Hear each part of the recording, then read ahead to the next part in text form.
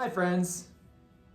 We all go through times in our life when we feel like God is absent. When you're going through a divorce, when you're failing a class, when you lose your job, when you're stuck in a rut, when you're trapped in addiction, when someone you love dies. Whether it's a sudden, unexpected turn of events or a prolonged dissatisfaction with the way life is going, we all experience times when God seems absent, when prayers seem unheard. In those times when God is hidden from our view, we have an important choice to make. We can choose to give up on God, to give up on ourselves, or to trust God and His promise of consistent, constant, steadfast love. That's precisely the choice that the writer of the 13th Psalm faces. You might want to pause the video and read it.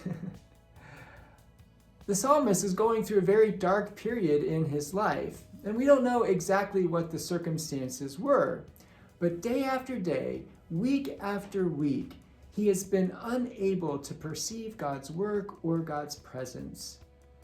Time has slowed to a crawl. There seems to be no end to his struggle. He says, "How long, O Lord? Will you forget me forever? How long will you hide your face from me?" In his desperation, the psalmist could give up on God.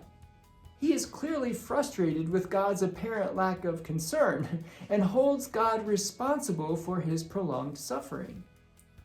After all, God has the power to help. God has the ability to intervene, yet God has forgotten. God is hiding his face. The psalmist feels abandoned, alone, deserted. If God has forgotten about me, maybe I should just forget about God. Or maybe there's something wrong with me, he thinks. He says, "How long must I bear pain in my soul and have sorrow in my heart all day long? What is wrong with me? Why am I struggling so much? Maybe my faith isn't strong enough. Maybe I'm nothing but a spiritual failure. My struggle must be a sign of my weakness." So the psalmist begins to question and criticize himself. If I'm not good enough, maybe I should just give up on myself.